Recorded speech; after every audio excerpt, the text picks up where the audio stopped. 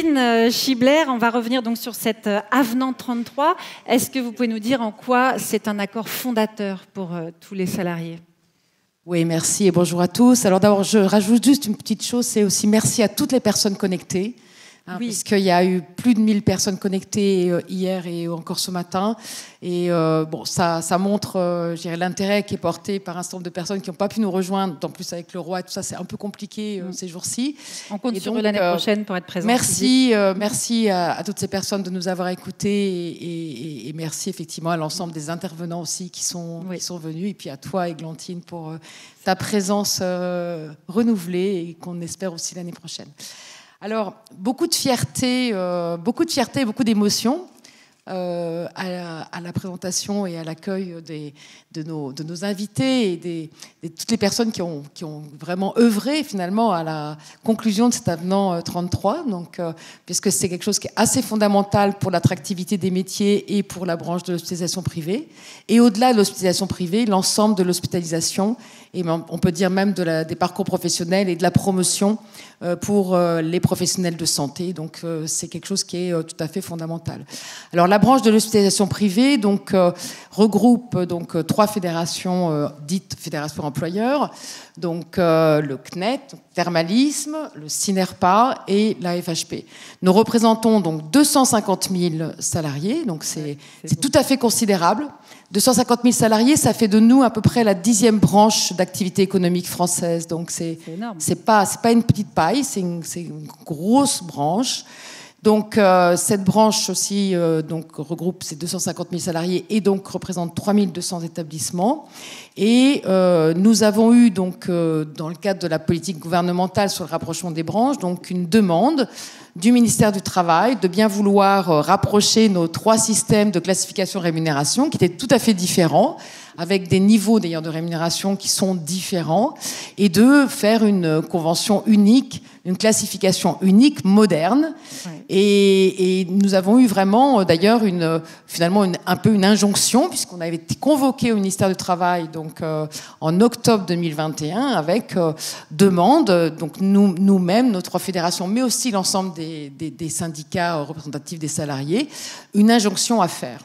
On s'y est mis, on a bossé comme des dingues et je remercie vraiment à la fois l'ensemble des employeurs, de leurs représentants, des DRH, des commissions sociales de nos 3 fédérations qui se sont investis de façon absolument énorme. Mais je remercie aussi, bien sûr, l'ensemble des organisations syndicales. Bien entendu, en premier lieu, les 2 organisations qui sont représentées aujourd'hui et qui ont signé avec nous cet accord, mais aussi les autres représentations syndicales qui se sont aussi investies et qui, même si elles n'ont pas signé à la fin, ont quand même largement contribué aux travaux et donc je tenais à le souligner. Donc cet avenant 33, il permet en fait aujourd'hui d'avoir un parcours et une rémunération qui est simplifiée, qui est aussi personnalisée en fonction des missions que les personnes peuvent avoir, en fonction aussi des diplômes ou des compétences qu'elles ont. Il est tout à fait simplifié puisque on est passé maintenant à 29 emplois repères alors qu'il y avait des centaines de coefficients, avec une rémunération annuelle globale, donc simple à comprendre et donc simple aussi pour les jeunes générations qui pourraient s'engager dans notre branche. Alors les prochaines étapes, et je pense que ça va être aussi l'objet des discussions maintenant, donc on a signé cet accord en mars 2023, c'est un accord majoritaire, il a été suivi de la conclusion d'un accord de transposition, c'est-à-dire pour le passage du niveau national au niveau local à l'échelle de chaque établissement, et maintenant donc, nous nous sommes engagés donc, dans un échange avec l'État pour obtenir son financement, puisque plus que 92% de nos ressources au niveau de la FHP, par exemple, proviennent de l'État, et donc on ne peut pas faire sans accompagnement. Et donc, juste pour finir, avant de passer la parole à nos invités et à mes collègues, dire que hier, donc, le ministre Aurélien Rousseau donc, a indiqué, a reconnu que c'était une commande d'État avec un enjeu majeur sur l'attractivité des métiers du secteur de la santé, qui sont des métiers en tension. Et donc, on peut se féliciter du fait que, effectivement, ça vaut engagement à une discussion. Donc maintenant, la discussion va s'engager puisqu'il nous faut résoudre ce sujet. Et je crois que vous allez pouvoir voir autour de la table avec les différentes interventions qu'on est tous extrêmement mobilisés pour y arriver et pouvoir proposer, même si ça va être un travail très très important, c'est un travail énorme, de mettre en place cette convention dans l'ensemble de nos établissements.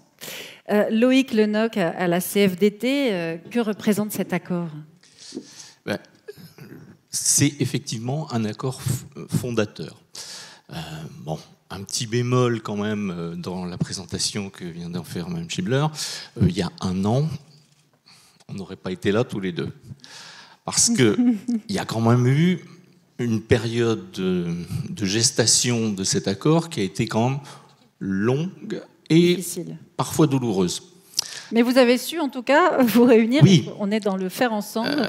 Mme Schibler a évoqué la réunion, enfin la convocation à la Direction Générale du Travail. Moi, j'ai appelé ça la séance de la fessée. J'ai jamais vu un cabinet ministériel être aussi sec avec des représentants des employeurs et des salariés. Alors, effectivement, c'est fondateur, ça doit ouvrir le champ des possibles. Et je disais, quelquefois, ça a été un peu compliqué.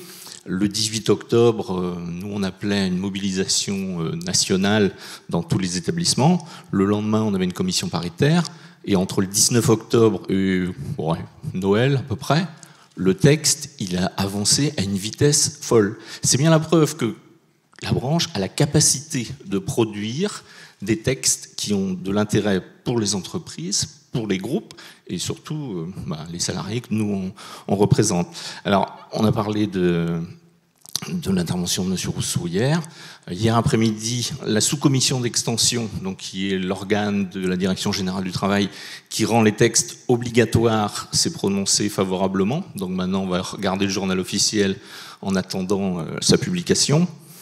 La prochaine étape pour le financement, ça va être aussi la conférence sociale appelée par le président de la République. Donc vous pouvez compter sur notre secrétaire générale Marie-Lise Léon pour porter le dossier. Alors comme je le disais hier à certains, ça tombe super bien parce que, un, c'était une commande de l'État. Deux, l'accord, il coche toutes les cases.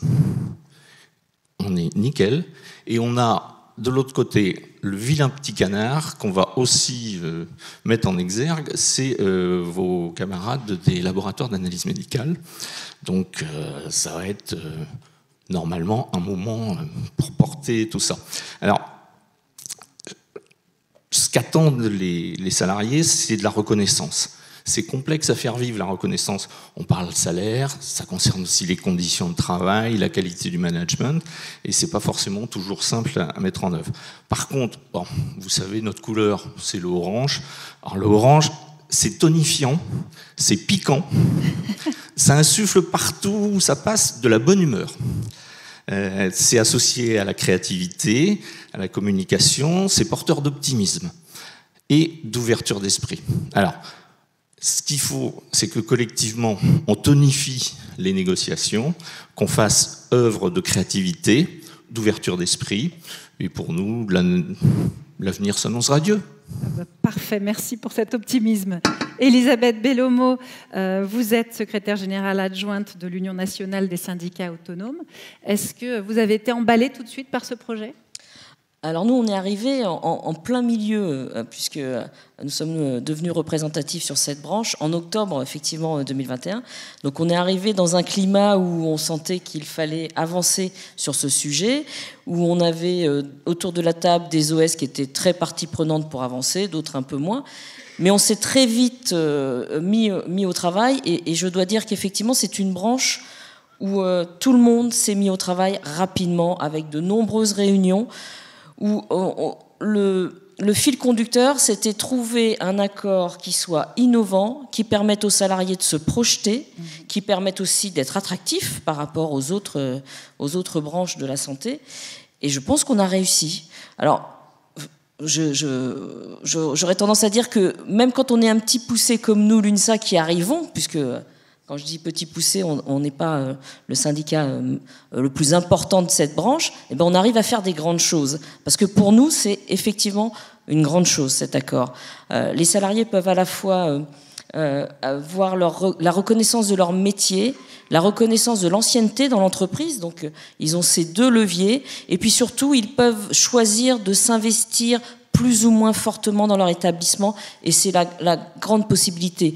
On a très peu évoqué la place des aidants, mais il ne faut pas oublier que nos personnels peuvent aussi être des aidants à un moment de leur vie, et on peut leur permettre à un moment justement de faire un break et d'abandonner quelques missions supplémentaires qu'ils font, et d'y revenir un peu plus tard. Et ça, c'est ce que j'appelle être acteur de son parcours professionnel, et c'est un vrai plus. La partie la plus difficile, ou quelque chose auquel vous avez dû renoncer? Alors, comme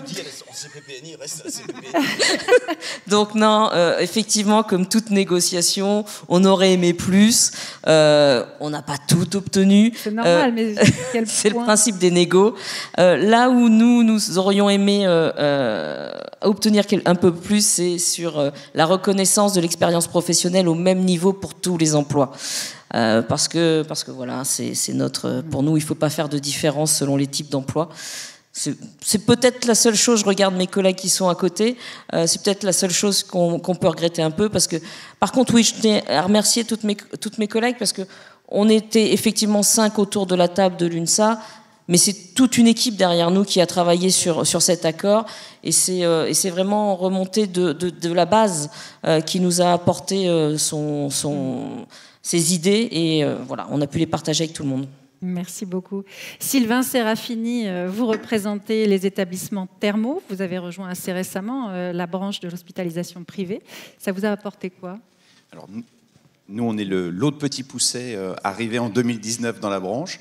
Donc on a choisi d'entrer dans la fédération, et effectivement on est arrivé au plein démarrage, ou quasiment au démarrage des discussions, et en réalité c'est aussi pour nous une capacité d'harmoniser en fait nos dispositifs d'accompagnement des carrières dans le secteur, tout en tenant compte quand même des particularités, puisque même si on a 3 secteurs qui ont des points de convergence, ils ont aussi des particularités, et dans la médecine thermale, on a des particularités qu'on essaye de faire valoir également dans cet accord. Un bon accord, c'est celui qui permet de coller au mieux en fait à la vie réelle des entreprises, et c'est ce qu'on essaye à chaque fois de faire valoir, et également parce qu'on a des modèles qui sont légèrement différents, ne serait-ce que par leur financement, mais qui subissent les mêmes contraintes d'attractivité et de développement des carrières, et d'avoir des outils qui sont suffisamment puissants pour que le levier managérial et la reconnaissance dans leur rémunération puissent s'établir, et que la règle du jeu soit claire et comprise de tous. Et je pense que cet accord permet aussi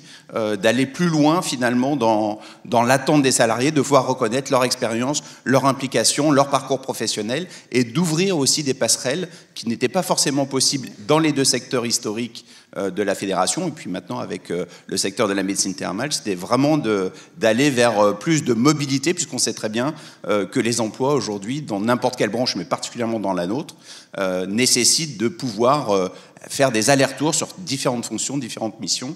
Et là, c'est rendu possible sans perdre en fait finalement les avantages acquis ou les différents dispositifs qui ont été acquis tout au long de la carrière.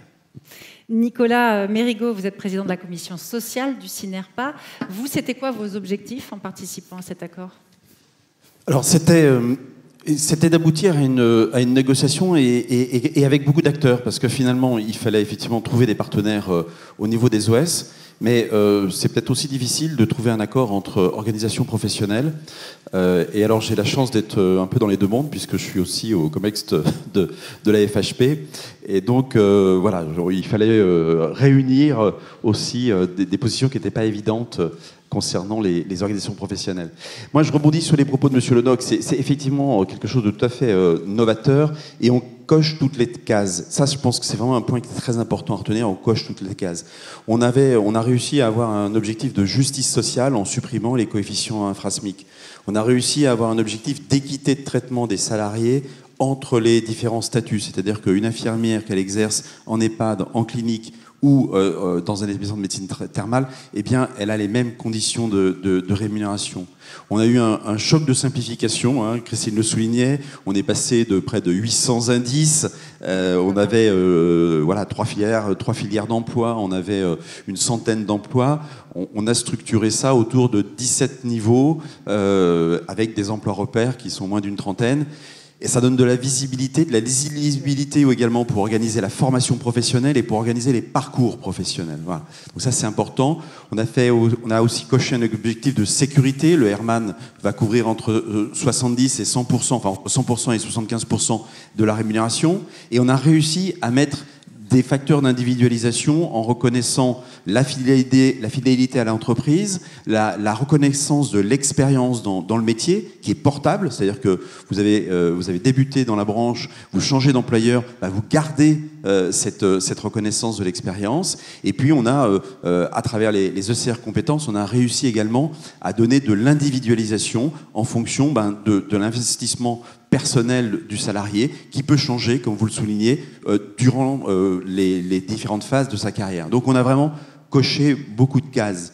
Maintenant, il reste la question du financement. C'est ça, parce que j'imagine qu'aucun d'entre vous dans votre domaine n'avait assez de marge pour financer ça tout seul. Alors ça, on a, je crois, hier parlé beaucoup des questions de marge. Il y a un poste qui est sorti sur la moitié des cliniques privées seraient dans le rouge cette année. Côté médico-social, on affiche à peu près les mêmes chiffres, les mêmes alarmes, et tout secteur confondu. Hein.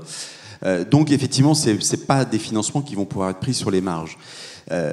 Pourtant, il faut bien amener ce financement parce que c'est tout d'abord une mesure d'équité entre les salariés du secteur privé et les salariés du secteur public. Voilà. Il ne s'agit pas de faire du dumping social, il s'agit plutôt de retrouver des niveaux d'écart qui soient soutenables entre les différents statuts. Et puis je crois qu'il faut aussi tirer les conséquences de l'inflation. Quand vous avez un SMIC qui a fait plus 9% entre le 1er janvier 2022 et le mai 2023, si on ne répercute pas ça dans l'ensemble des métiers et des emplois, on tasse la grille et on perd en attractivité. On perd en attractivité, et ça a été souligné dans les tables rondes précédentes. Aujourd'hui, le sanitaire, le médico-social, le thermal, c'est compliqué l'attractivité. Vous imposez des rythmes de travail, vous imposez des gardes, des astreintes, le travail de nuit, le travail de week-end. On l'a vu avec les mesures de Mme Borne qu'on espère voir appliquer également au secteur privé. Donc il y a ces questions d'attractivité. Et puis ça a été dit également, on a répondu à une commande politique. Et je dirais même, on a répondu à une double commande politique. La commande était faite par la ministre du Travail qui est devenue la Première ministre. Voilà, donc on a répondu. Et on répond également par avance à la commande du Président de la République dans la conférence sociale de travailler au niveau des branches sur les coefficients infra-SMIC. Donc, voilà, je trouve pas de raison qu'il ne vous finance pas. Il n'y a pas de raison qu'on ne soit pas financé quand on répond à ce qu'on nous a demandé de faire. Merci beaucoup, merci à tous les 5.